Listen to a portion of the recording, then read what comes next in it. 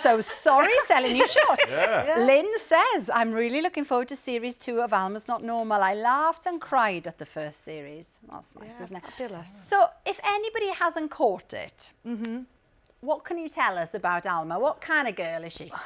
She's an eccentric wild Boltonian from a wild family of unruly women, and they're all just trying to figure it out, really, and causing chaos while they do it. I'd say.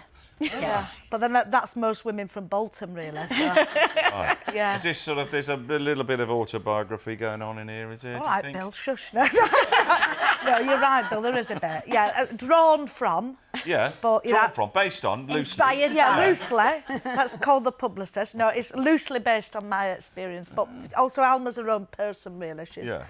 We've got a lot in common. Yeah. But I think she's probably wilder than me.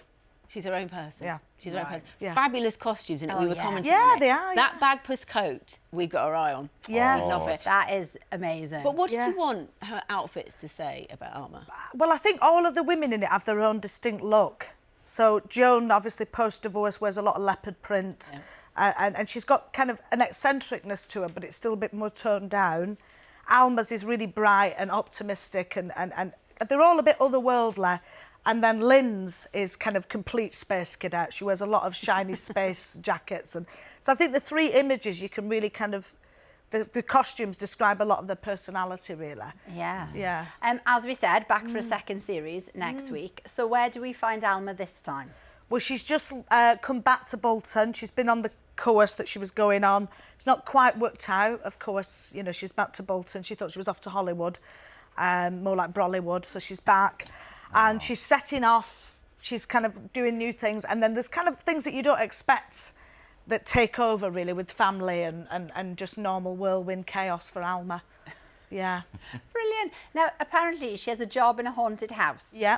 And this, Bill, you were right, inspired by true life events. Yeah. Because is it right, Sophie, you had a job in a haunted house? In Wigan. Yeah, I did a ghost tour and I had to pop out from a coffin. Oh, fine, that was your part. What a gig that was. It was very demoralising, Oh, Bill. bet it was, yeah. But not too demanding. That's quite nice. You can have a little sleep and then... Well, you have to pop out at the right moment. If you get it wrong, you really Well, how did you know? Did you have a little spy hole? Well, no, you have to listen. Right, It's quite yes. difficult. Yeah, Oh, people yes. get a bit, so you make people jump as well, you know, I mean, or they don't jump and then they complain. Well, Is that and it? also people come drunk. That happened a lot. You know, like can-dos, and you just have to, and because I'd have to tour them round the whole building.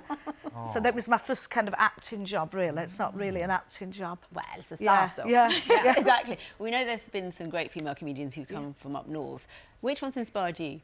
Well, the usuals, really. Caroline Aherne. Yeah. I actually found an old diary that I'd written when I was about 8 that had said, oh, I'd like to do what that girl who plays Mrs. Merton does. So I thought that was great. And obviously, I was on here a few years ago. Yeah. I'd got the Caroline Aherne bursary in her honour. So that's been quite a lovely thing, really, kind of full circle. And Victoria Wood, Julie Walters. It's kind of my grandma, really, who really kind of encouraged me to find out more about funny women, you know. It's amazing that your from the dreams came north. true. Yeah, it's quite, you know, it's quite exciting, isn't And it? there might be another 8-year-old out there now writing, I want to Yeah. be just like Sophie Willan. You never know. See, it's full circle. Yeah. Who influenced your comedy, Bill?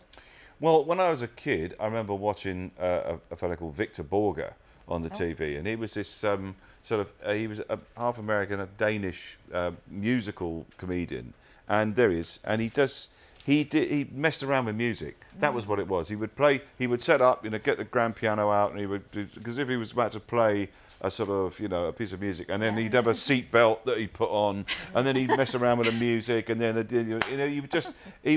it was brilliant entertainment, and the whole family watched it and would fall about watching it, and I think that sort of left a deep impression on me. Yeah, definitely. It's amazing. What about Les Dawson? He was Oh, one. Les Yeah, I Dawson loved him. was fantastic. Yeah. Yeah, because he was another one. He was a very accomplished pianist. Yeah. Because when you're trying to make it sound bad, you have to know what you're doing, and he could do that brilliantly. And I used to copy his routines. Did you? I did one at a funeral once, and it